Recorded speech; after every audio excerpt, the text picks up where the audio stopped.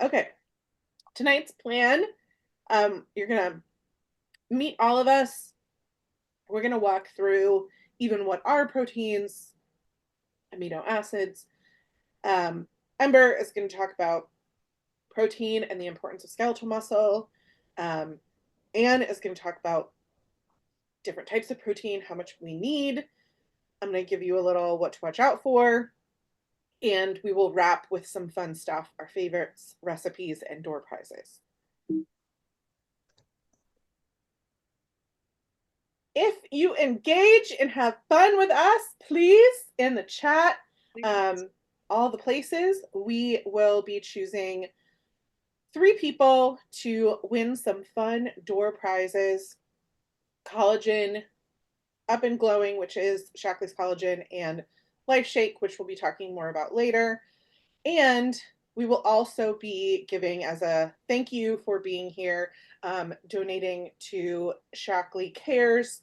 Shaklee has a 501c where they donate on both sides of the border to nonprofit organizations. Excuse me. I'm going to hand it over to Ember here shortly, and we will participate in that. Okay. Hi, everyone. I'm just going to introduce myself quickly, and then we'll get right into it. My name is Ember Ingebretson. I live just outside of Boulder, Colorado.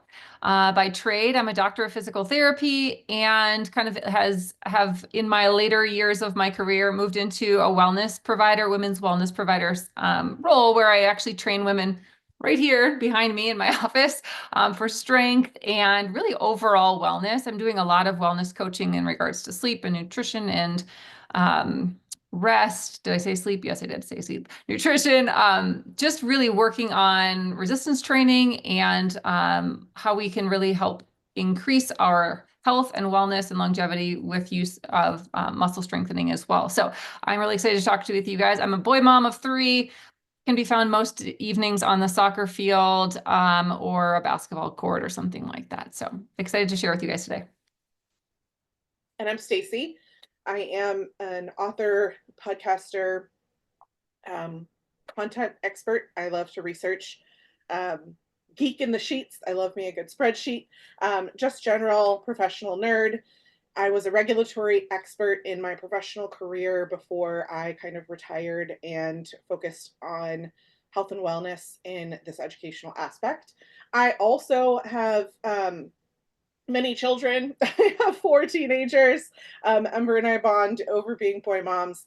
And I live outside of DC.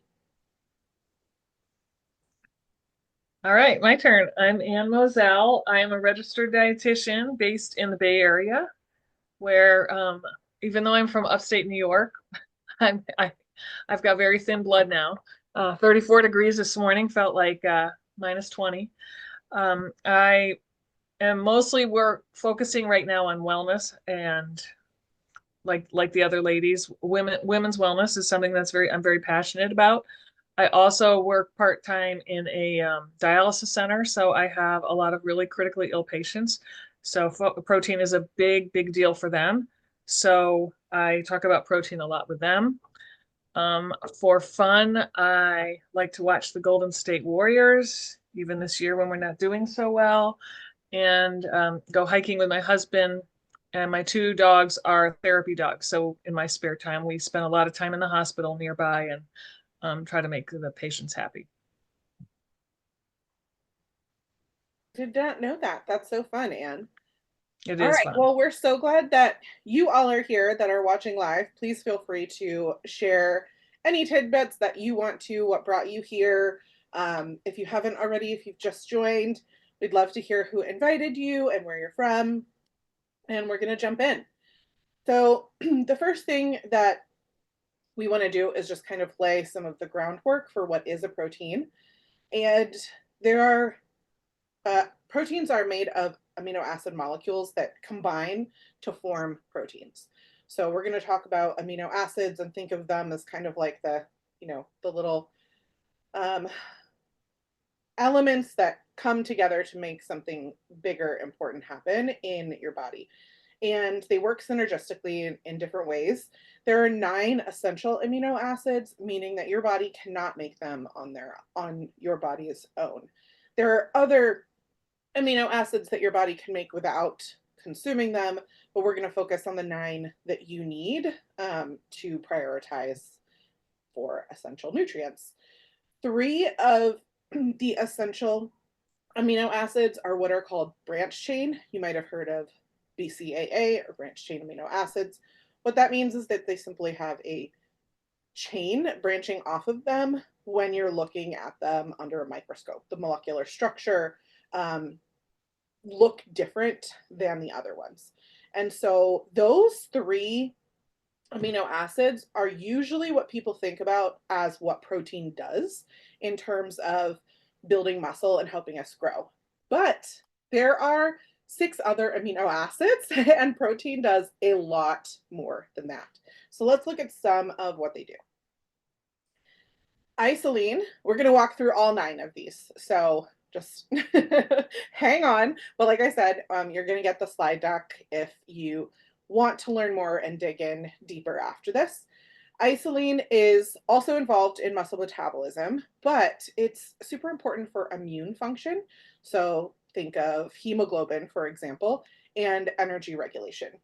Leucine is actually a critical one for protein synthesis, right? Putting it all together and making it work in your body, which if you're thinking about how do these all come together, you need to have enough leucine in your body to pull all the different things that are coming in different amounts at different times. So leucine is super helpful at doing that, as well as muscle repair.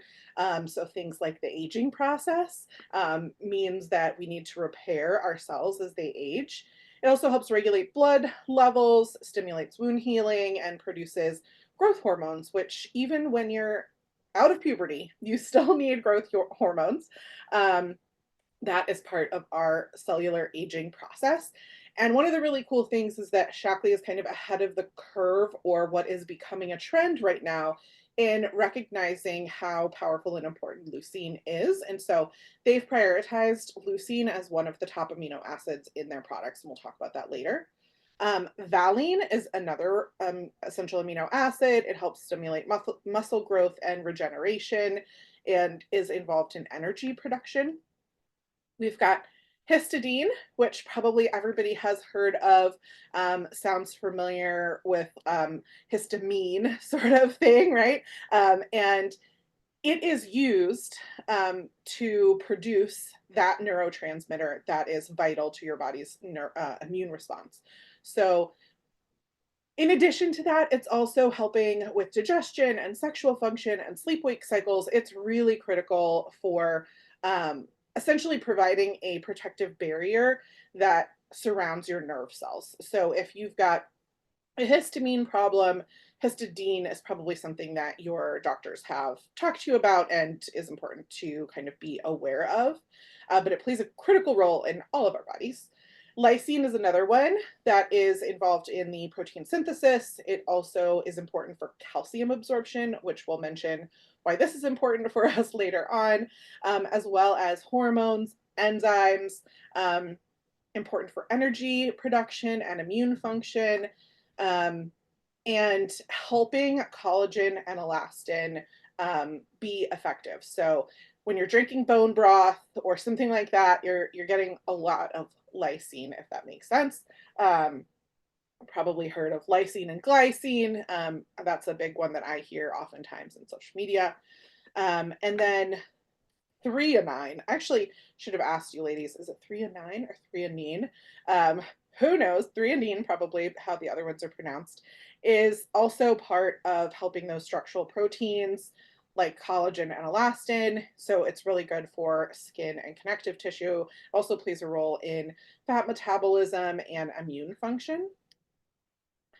One of the ones that's my favorite to talk about is tryptophan. It is not just for drowsiness. Maybe shout it out in the chat. How many of you have heard of tryptophan and associate it with turkey and after Thanksgiving and people telling you that's why you're drowsy? It's not just for drowsiness. It is actually a precursor to serotonin. So it is a powerful neurotransmitter that helps regulate a lot of things in your body, like your appetite, your sleep, your mood.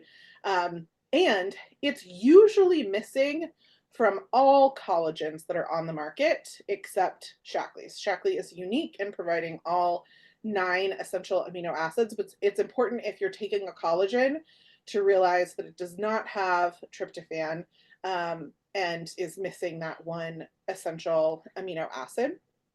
And then the last 2 are methionine, which plays an important role in metabolism. And you might have heard this one as it relates to the natural detoxification of your body. It's also necessary for tissue growth and helping to absorb specifically zinc and selenium. And then this one, I should have also asked about how to pronounce. I do a lot of reading. I don't do a lot of talking about these things or having gone to an actual class for them. So phenylalanine is part of the neurotransmitter group related specifically to dopamine, epinephrine, and neuroepinephrine. So it plays an integral role in the structure and function of how your body is perceiving those things, but also in making sure that other proteins and enzymes that you're taking in are being processed properly. So there's a couple of those that are important to have so that you can utilize all of them in your body properly. You can see that there's some overlap in some of them as well. That's why we just think of it as protein, but they're all doing very different things. One of the messages that is important to me based on my own personal experience, and I talk to a lot of busy moms who fall under this category as well, is we sometimes skip breakfast or we don't have protein before caffeine. So one of the things that I want you to remember is to have protein before caffeine, and Anne will talk about meals and eating and giving you ideas for this. But the reason is because if the first thing that you are putting in your body when you wake up is coffee with no protein, right? Just cream, which is a dairy fat, so it's not having protein in it. Specifically, that can decrease your stomach acid because you're putting an acid into your body and it doesn't take acid to digest it. So your body is going to make less and less acid in the morning over time, reducing your desire to eat and actually quickly emptying your gastric emptying. So if you think of, if you've heard a lot about GLP-1s like Ozempic, what that's doing is actually delaying the gastric emptying. So you're having the opposite effect by just only having coffee or something like that for breakfast, and really like kind of slowing your metabolism and how you're working on that, which will also decrease your nutrient absorption with the higher acidity, and not having like a digestive process kickstart. Anything you're not chewing, your body's digestive process really isn't fully engaging. It can also affect kind of blood sugar and insulin sensitivity. And a big one for me, this is my personal experience, is it's skyrocketed my cortisol. And for a lot of us that are busy, it's probably why you're skipping breakfast to begin with. You're probably already stressed. So if your stress response is being engaged, you could be experiencing like upset stomach or anxiety or different kinds of things with your body's stress response by having caffeine before protein. Stacy, Okay. Stacy, Yeah. before we move on from that slide, we've got some chatter in the chat that I think it would be good to address right now if you have. Wonderful. So basically people are asking about protein coffee. What if you combine them? What about protein in your coffee or collagen in your coffee? And I know great ideas. Yeah. Great ideas. I think Anne's even going to share a recipe with that idea. Yeah. Do you want to speak to that, Anne? Yeah, I mean, once you add protein or some form of macronutrient, I mean, we can't really count cream. I mean, because cream's a fat, but it doesn't have what is needed to actually break your fast. So breakfast is the first meal after you've been sleeping, typically, and so they call it breakfast because it's breaking your fast. So when you add in something with protein that Stacy is mentioning here, that's what really kickstarts everything. And so when you add in something like collagen, I mean, collagen is a protein, so I would think that that would provide some of the benefits. However, I think having a full meal or having your coffee with a meal is probably the most ideal way to go. I don't know if you want to add anything else, Stacy. No, absolutely agreed. And I see someone asked, what about if you drink your coffee black? That's what we're talking about. That, Yeah. Yeah. unfortunately, black coffee, it is acidic, and it can have these effects. You can absolutely enjoy your coffee and black coffee with something else, like Anne is mentioning, either with a meal or including that in a smoothie, or there's lots of different ways that you can do it. You can mix protein powder, or different kinds of things in with your coffee. You just want to make sure that you're giving your body something to kind of like attach to when it's digesting, beyond just the acid of the coffee, which can do all of these potential effects. Right. Okay. And some people are pointing out, other things like making sure that you drink water when you wake up and these kinds of things. We can't obviously get into everything. We're just focusing on protein today, but we will have plenty of opportunities to continue to provide other learning seminars for you. So if you're enjoying our seminar today and you have topics that you'd love to learn more about, please put it in the chat and let your ambassador know so that we can do some more of these for you. Okay, so just to kind of recap everything that I talked about, what we think protein does, build muscle, but what it's actually doing is supporting our immune health, skin and hair. It's actually helping because of the cellular work that it does, regulating our DNA and RNA. It's really, really important for energy. I want to tell you, if you're feeling like you don't have a lot of energy, protein is going to help. It's also helping to regulate hormones. So if you, like me, are in that phase of your life where your hormones are getting weird again, Ember and I did a training a couple of months ago on perimenopause that your ambassador can also share with you. Protein is going to help with that. We can also expect it to regulate and move molecules helpfully in our body, provide cellular structure, so anti-aging, which Embers can talk about shortly, and helping to maintain the pH of body fluids. I just gave you an example with coffee, as well as transporting and storing nutrients for nutrient sufficiency. And yes, it does help build muscle. So, Ember, I think you're going to talk about that. Set me up, set me up. All right, yes, you guys, obviously we do need protein for skeletal muscle. This woman that you're seeing here is Dr. Gabrielle Lyon, and if you have not heard of her, she's pretty hot these days. Stacy interviewed her on a podcast, how long ago? I'm not sure, almost a year or more ago, and she's been on the Huberman Lab podcast. You can find her on YouTube. She's got a website. There's lots going on with her, but she's really a physician that I think has a unique skill set because she focused on the geriatric population and nutrition combined, and how do we look at these, how people are aging well, how are people aging well, and what's the difference between people aging well and maybe aging not so well. And she really found that there is really a practical application of protein as one part of this in regards to helping us basically move in the direction of aging for living healthier longer. I think that's what we all really want, right? So as I mentioned, she worked in this geriatric medical facility. She did research in this facility, and she states here in the quote, "The more muscle mass, the more survivability against diseases." And it's really truth. If we have more muscle, another statement she always makes is muscle is the organ of longevity. The more muscle we have, the more likely we are to recover better from a fall. We're more likely to have basically all risk mortality decreased when we have more muscle mass. So if you haven't heard this statistic before, I'll share it with you tonight. After the age of 30 to 35, our muscle power and performance are declining on a linear basis. And then when we hit age 65 for women and age 70 for men, it increases, our decline increases even more rapidly unless we're doing something about it. Well, what are the two things we can do about it? That big phrase, muscle protein synthesis, don't get afraid. It really just means building muscle. How do we help stimulate our body to build muscle? There are two ways, and they are exercise, specifically resistance training, strength training, and consuming well-timed protein-rich meals. So we can move on to the next slide.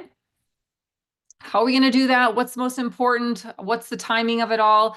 I highly encourage people, and that's what I do with my women's wellness programming here in my office when I have clients in person with me. We really talk about, among other things, a muscle health program for them, because if they're coming to work with me and strength train and get a program, if they're not fueling their body well, it's kind of all for naught. If they're not sleeping well, it's also kind of all for naught. So it's a whole body thing. But these are some kind of just take homes.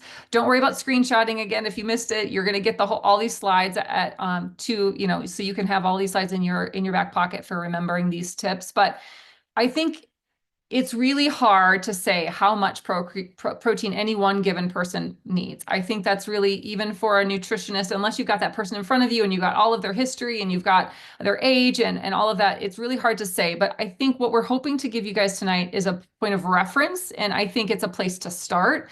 And then again, you can dig in with more with your own providers that you're working with if you are wanting to do things differently. But I think this is a great general place to start. And probably most of us are going to struggle even to get here. So aiming for 30 to 35 grams of protein at each meal and 15 to 20 grams at your snacks. So you want to spread the protein out, and Anne will talk about this a little bit later too, because your body can only really utilize so much protein at a time for that muscle building, muscle protein synthesis.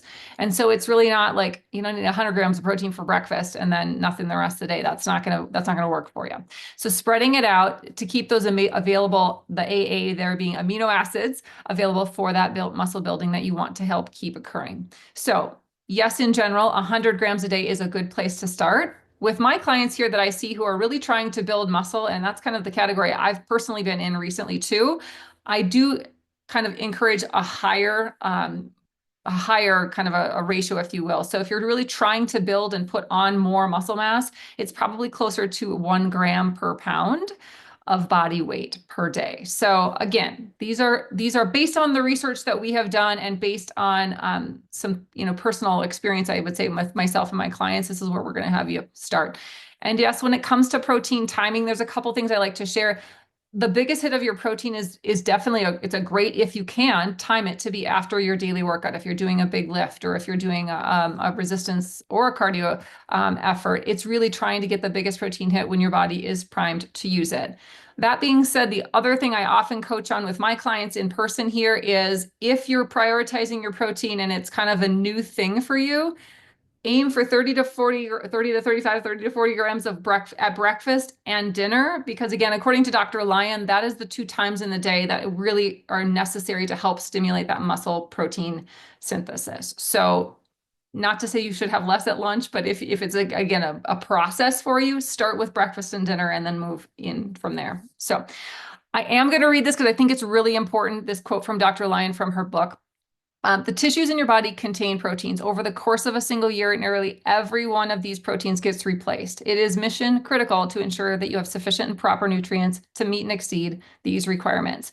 A body trying to make do with a low protein diet will prioritize the survival of your organs, right?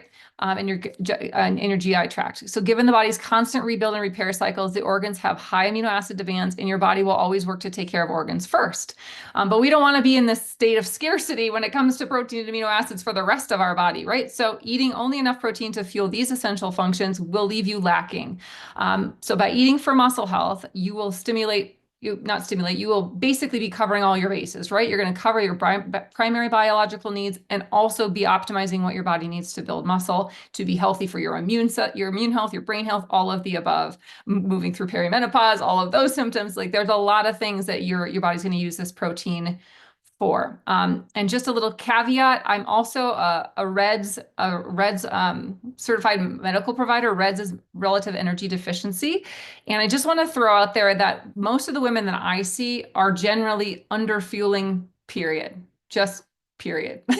I don't see a lot of people coming into my office that are fueling their bodies well to build muscle and to be moving through menopause and perimenopause and like all these things that we do, chasing after our kids or taking care of our loved ones, like whatever we might be doing.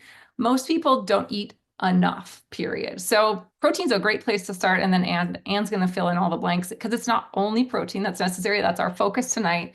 But I think that's mostly what I've got to share. I don't know if there was any questions we want to address now or if we want to wait till the end. There was a question, but Anne answered it in the chat. And to Alicia's point, talking about gradual change, I think Anne will kind of talk about some of the ways that you can work these things into your actual life in practical ways. So I'm going to hand it over to you, Anne. Thank you. So I want to reiterate what Ember just said, because I totally agree that I think most people, especially once you hit the perimenopause and above stages, and you start seeing some weight gain, people start cutting calories, and one of the foods that typically gets cut down is the protein. So here this slide. I'm not going to go into a huge amount of detail, but we have the two main sources, which are animal sources. Those are things that are very common to probably many of us. Anything that's in the dairy category: chicken, eggs, beef, fish, pork. Very highly bioavailable. They have all the 9 essential amino acids, so they're very well absorbed. Now, some people, that being said, some people have trouble, like myself, for example. I do not tolerate beef very well, so I just don't absorb it very well. So there might be some nuances like that, but in general, these foods have all the amino acids and are known as the complete proteins. Then we have the plant proteins, and many of them do not have all of the 9 essential amino acids. However, if you either combine them, so like rice and beans, for example, then you get all the essential amino acids. Soy protein does have all the 9 essential amino acids, as does pea protein, but some of the ratios of the amino acids might be just a little bit different than what we see in the animal products. But the plant sources are a great source of protein. And one of the recommendations I make for anyone's diet in general is really try to mix it up. Like, don't eat the same things. So maybe having 1 or 2 meals a week that are more plant-based, just to get variety in your diet, because we know that those plant sources also have a lot of fiber, which is very necessary for our bodies as well. We're not going to talk about fiber today, but it is something that's really important. All right, next slide. All right, so how much do we need? So Ember touched on this a little bit, but in general, if you take your weight, your like goal weight, and you multiply it by 0.75, that's going to give you about your grams of protein per day. There's a lot of studies, though, that show that most adult women are getting about half of this. So it's really, really important that we prioritize protein, especially as we get older.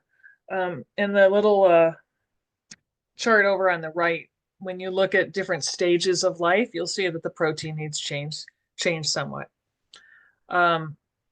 This was a very interesting study that was done in Framingham, and it showed that the lowest quartiles of protein intake, which was averaging about 65 grams per day, were associated with greater bone loss. And bone loss obviously means a higher risk for osteoporosis and bone fractures. So you really want to try to optimize it, especially as we get older. I do think one of the challenges that I see, because a lot of my patient population is the older generation, that they just aren't as hungry as they used to be. And so they tend to eat less food in general, where their calorie needs might be a little bit less because they're not as active as they were, but their protein needs remain high, maybe even a little bit higher. So that's where the disconnect is sometimes. So really focusing on protein is something that I focus on with all my patients. I'm going to throw in there from the PT's perspective, you guys, Sure. if you don't have strong muscles pulling on bones, guess what happens to bones, right? So it all kind of works together. And Yep. I definitely would also say, I see 2 of the women that I work with in my home are in their late 70s or early 80s. And I see it all the time too, is this just like, well, I'm not hungry, so I don't eat very much, but I require they eat before they come strength train with me. If they haven't eaten, I have like protein balls in literally, I'll show you the recipe later, but I have the protein balls in my refrigerator and I give them to eat before, because it is really, really important. So muscles, bones, protein, it all works together. Yeah. All right. So here's a typical day. I get to educate. I mean, I get to interview a lot of people in my job. And so this is very, very common. So people either skip breakfast, or like that slide that Stacy showed, they might just have a coffee, or maybe they'll grab a yogurt. And then for lunch, quick sandwich, maybe some chips, maybe an apple or some crackers or some pretzels from the break room. And then a quick dinner, 4 ounces of meat. 4 ounces usually is about the size of the palm of your hand, about the thickness of the palm of your hand, just to give you a visual of what 4 ounces looks like. A cup of rice, a cup of veggies. And then dinner, maybe you're still not feeling completely satisfied, so you have some cookies. This is about 65 grams of protein. So a lot of times when I'm talking to people, they say, oh, I do eat protein.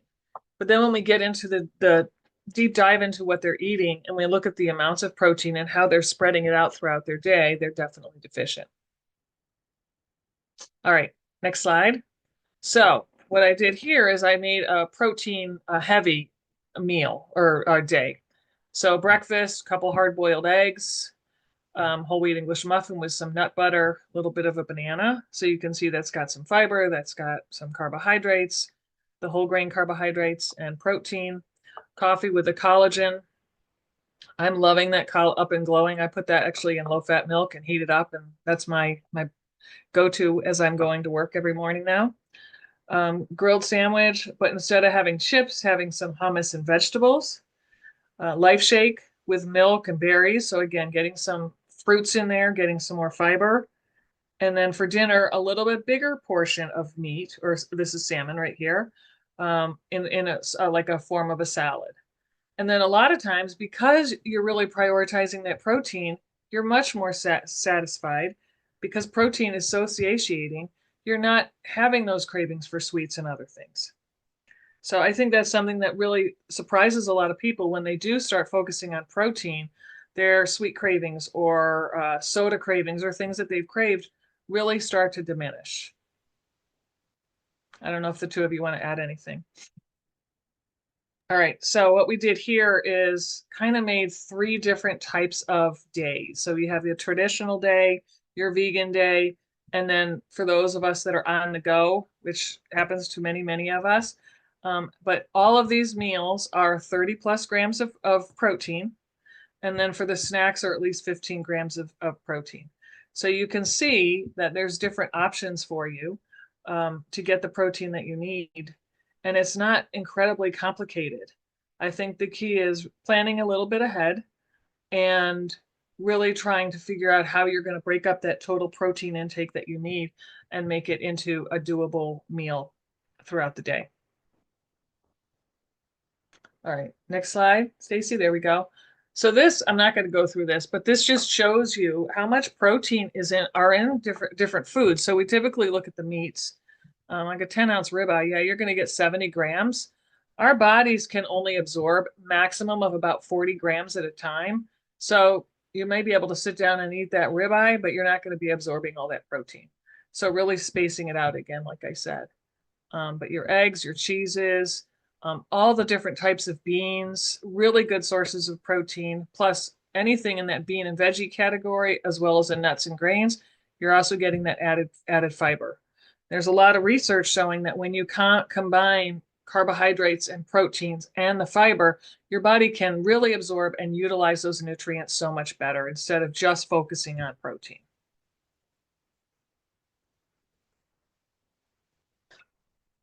All right, so one of the things that I've seen as I talk to all my patients and clients about protein is they're focused so much on protein that they're not eating as many fruits and vegetables.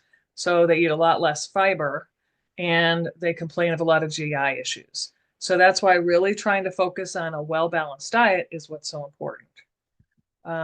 Another couple little keys here is intermittent fasting or time restricted eating is very, very popular right now. But it can be a little bit more challenging. If you have 100 grams of protein, how are you going to fit that in an 8-hour window or whatever the window, your eating window is? So just something to think about. And as well as people on the GLP-1s, which are like the Ozempic and medications like that, they are made to make you less hungry. So a lot of people eat a lot less food. Protein is usually the first thing to go.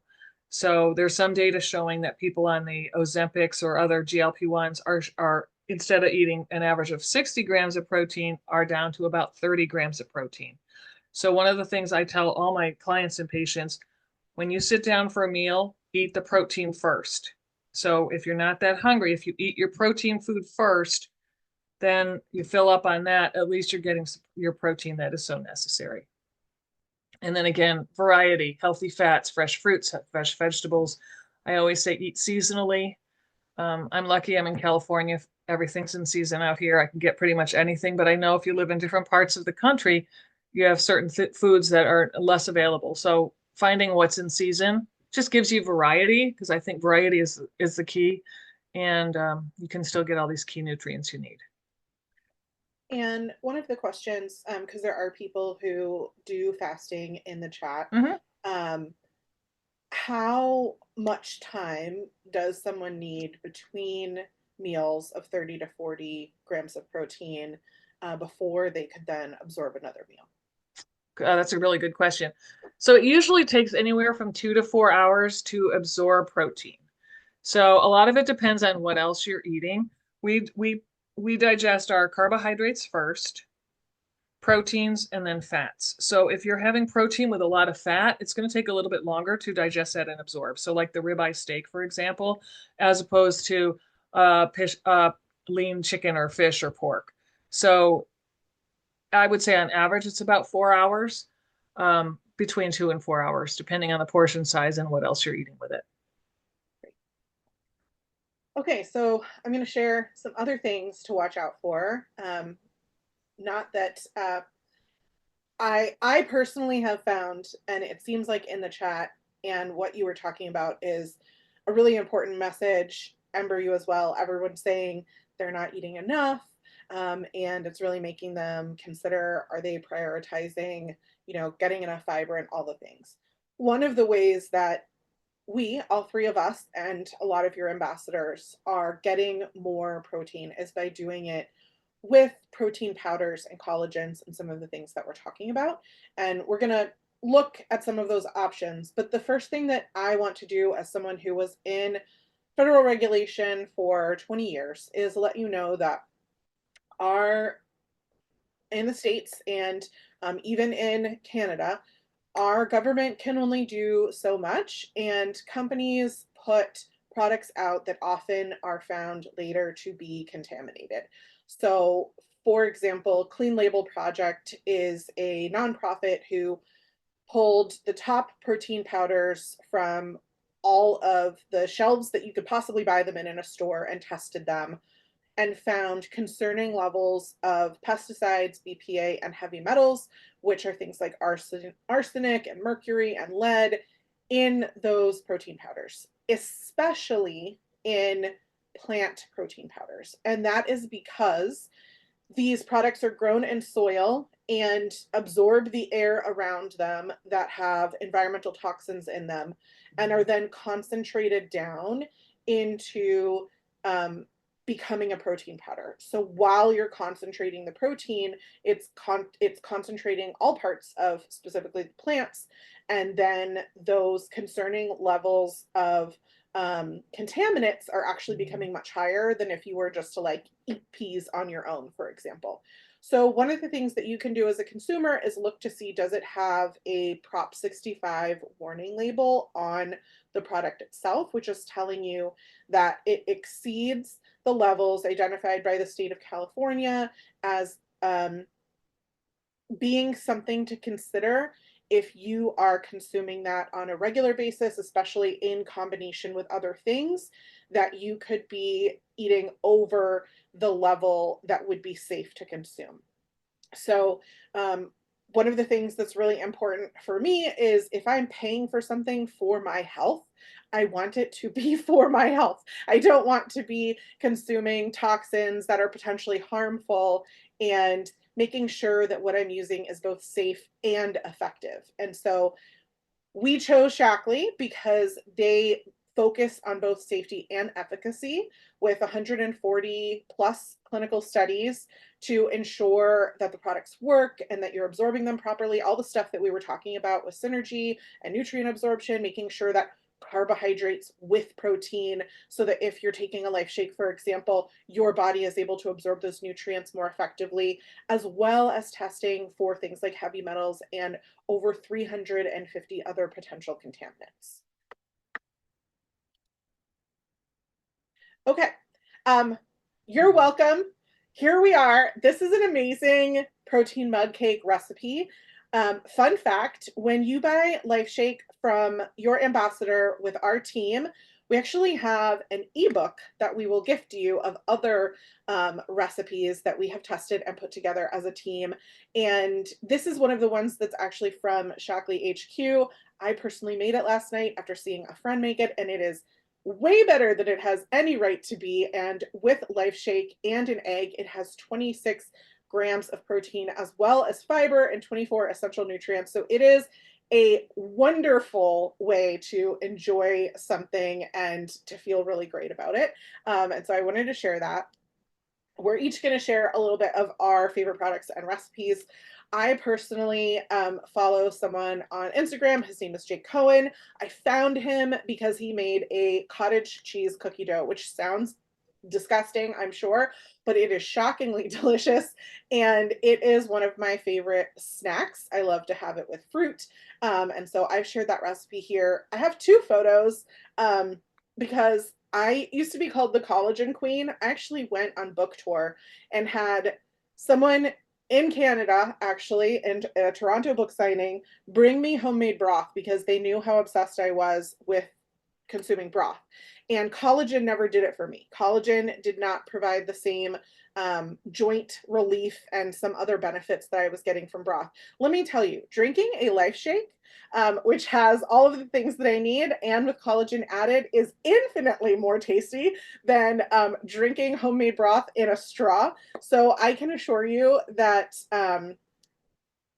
it's just a better life choice. And you can mix collagen into anything. So whether it's a cottage cheese cookie dough recipe, or your coffee, or you can even add it into yogurt or your smoothie, right? Like collagen 9 is a great thing that you can add into just about anything. Okay. Anne, you good? Sorry, I was answering your question. So this is my go-to shake. I love this in the morning. It does take a little bit of planning because you have to, it really works better with cold coffee, but you can do it with warm coffee as well.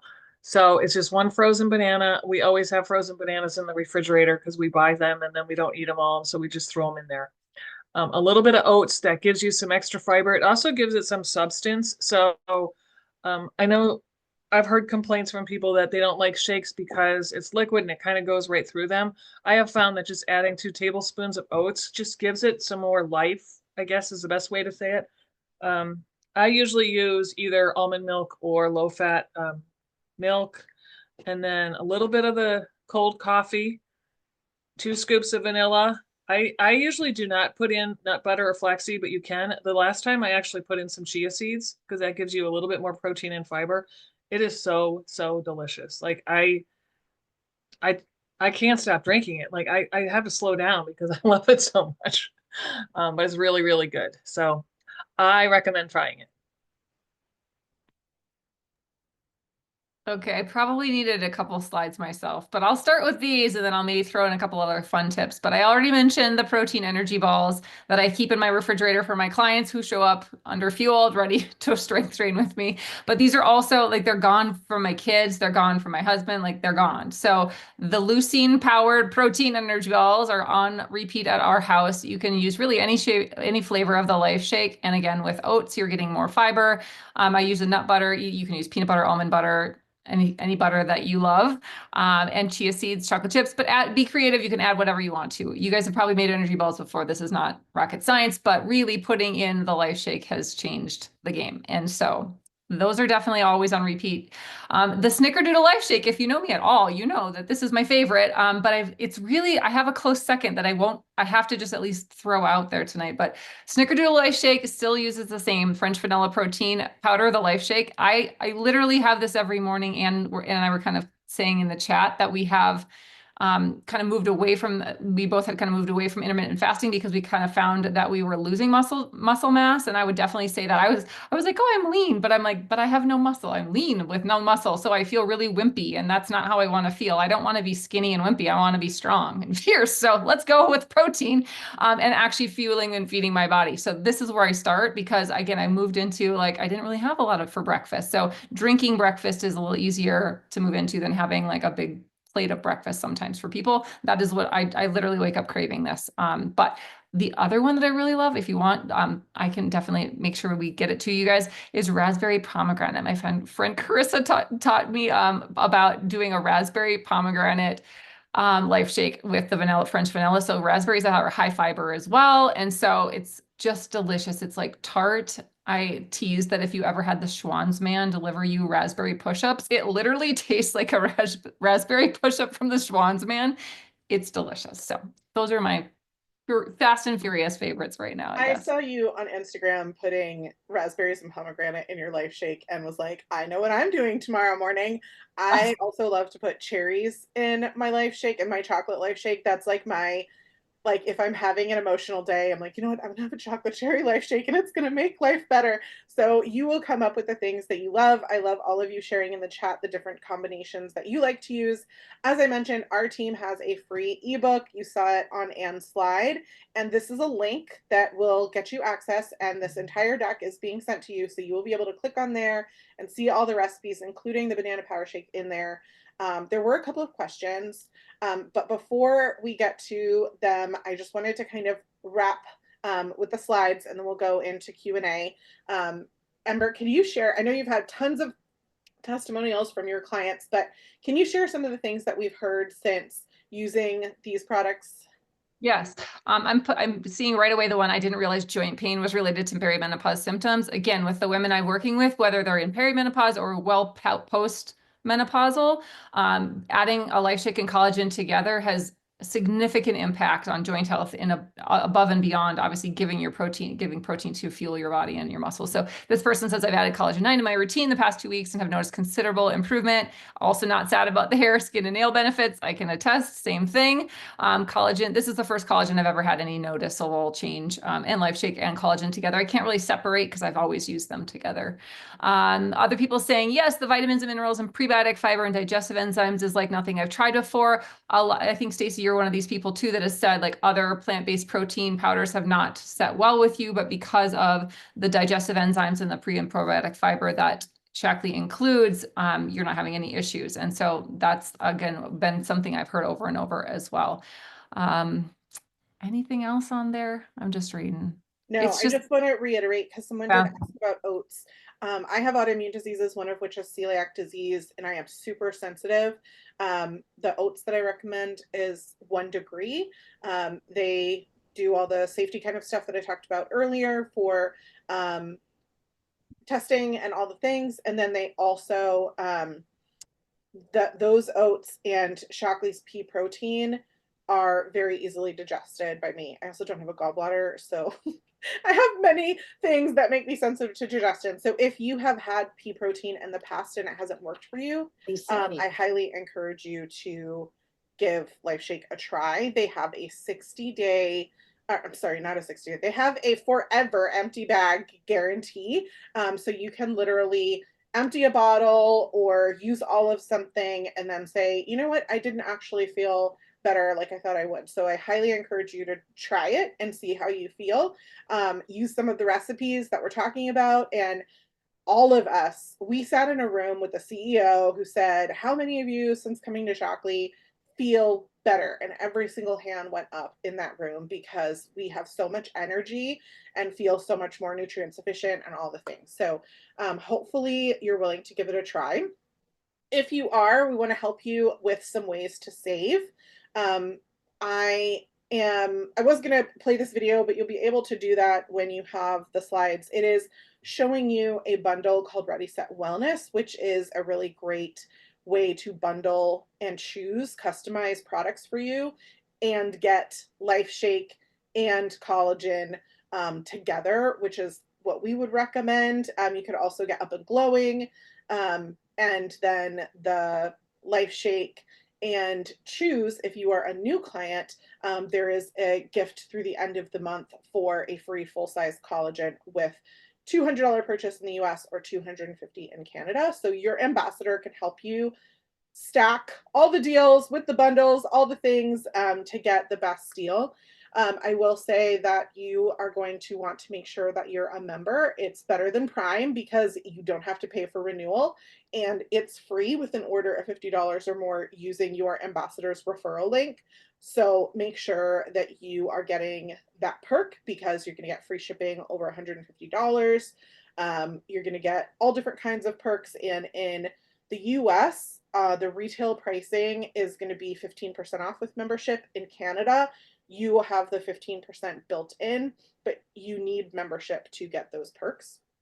We also have something called loyalty rewards, which is like subscribe and save on Amazon. So if you get protein, vitamins, skincare, clean home cleaning products, all the things, wonderful things that Shaklee offers, delivered to you on a monthly basis, no matter what you order. It could be 2 entirely different orders, but if you get an order every month, you're going to get 5, 10, or 15% credit back, and it increases over time. And then, of course, the best ways to save are to join us in this mission to help people to be healthy and to start their own business, or you start your own business so you can help other people learn and be educated, and you get the tools like we're putting together as a team today. Lots of our team ambassadors invited you here, and you don't have to learn everything and know everything, but we will help you, and you get a discount, you can earn income and all the things by joining our team. And if you want to share but you don't want to be an ambassador, you can actually give a referral link to a friend or family, and you get $10 off and they get $10 off when they use that referral link. Did I miss anything on this, ladies? Don't think so. I think you got it. Here's just an overview of all the things that I just talked about. Yeah, I think I covered it all, but again, you'll get the slide deck. The last thing I want to mention before Q&A is we are going to be doing as a team a 5-day 100-gram protein challenge in February, and we would love if you could join us for this. We will share more information as it comes, but if you're interested, please let your ambassador know so that this can help you have a little bit of accountability and fun and some recipe ideas and different kinds of things to increase your protein, whatever that might look like for you. It's a great thing to do together. Okay, I know there were some questions. One of the ones that I think would be great to answer, I know you put it in the chat, Anne, was from Mary Beth. So I'm going to choose her because she put it in the question. Mary Beth, email me and you can get your door prize. The question was, is it okay to count? Oh, Anne is saying you get collagen. She's holding it up. Collagen sticks for you. Is it okay to count collagen powder or protein powders towards that daily protein goal? What was your answer, Anne? Come off mute. Yes, the protein powder for sure, because it's got all the essential amino acids. Collagen, as long as it has all essential amino acids, will count towards your total protein goal. So as Stacy mentioned earlier, not all collagens have all the essential amino acids, so that's where it gets a little bit challenging. But the Shaklee, the two that Shaklee has are both complete proteins. Well, thank you for those of you that are still here. I told you our goal was a half an hour with Q&A. We did answer questions along the way, but a lot of content to get through. Hopefully it was helpful for you to learn. If you have any more questions, feel free to put it in the chat or the Q&A if we missed earlier, and we will answer them right now. I want to thank, for those of you that are watching back on the replay, please reach out to your ambassador and let them know that you watched it and what your thoughts were. We love your feedback and we take it into account for future learning seminars and things that we might do. If you're like, oh, I would love to learn about X, please let us know and we will do a dedicated educational seminar on it. And do you ladies want to pick a person each to get some door prizes? I picked one. you were answering the chat earlier, so. Stacy, there was one quick question if you want to answer it, Anne, about eggs, kind of eggs. Did you see that? Trying to find it again. Do you have any egg recommendations, like brand or what they should be like, cage-free, etc.? Yeah, I mean, ideally they're cage-free and organic. I don't know if it's like this across the country, but in California, it's really hard to find eggs. So at times we're just getting whatever eggs we can find. Chickens. I was literally. No, I keep telling my husband I want to have chickens, but he won't let me. Our dogs would probably eat them anyway. Yeah. There was also a question on what sweetener in the protein powder and the carb count per serving. And I want to let everyone know that Shaklee has a lot of different proteins, and the sweetener and the carb count varies. All of them are low glycemic, and they do not use artificial sweeteners. So there is some real sugar in Life Shake is the one that we were talking about, and I think it's 5 grams. Yeah. In it, and that's intentional for the purpose that Anne was talking about earlier of your body will actually absorb the protein better if it has those carbohydrates with it. But there are, if sugar is something that you don't want to consume, you would rather something else, there are a lot of different protein options at Shaklee, and your ambassador can help you find the one that would be best for you. And I'll let you step in here because it's just something I always say to my clients, but your brain's favorite fuel is glucose. And so yes, it is.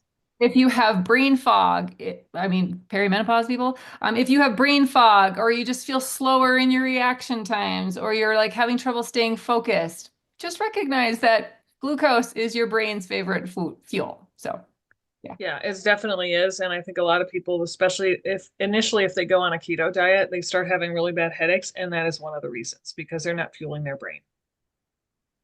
And the only other thing I want to add about the Life Shake, it does have 5 grams of carbohydrate, like Stacy said, of sugar, but it's still considered low glycemic because of the percent of carbohydrates to protein and a little bit of fat. All right. Well, thank you all so much for being here. Anne and Ember are going to pick 2 more folks for door prizes, and I'm going to put my email in the chat so you can email me to collect your prize. And with that, I want to just encourage you to please reach out to your ambassador, let them know what you thought of the training, take advantage of the ways to save through the end of the month. If you haven't tried these products yet, remember that you have an empty bag, empty bottle guarantee. There's really no reason not to try and to ask them how you can maximize your savings.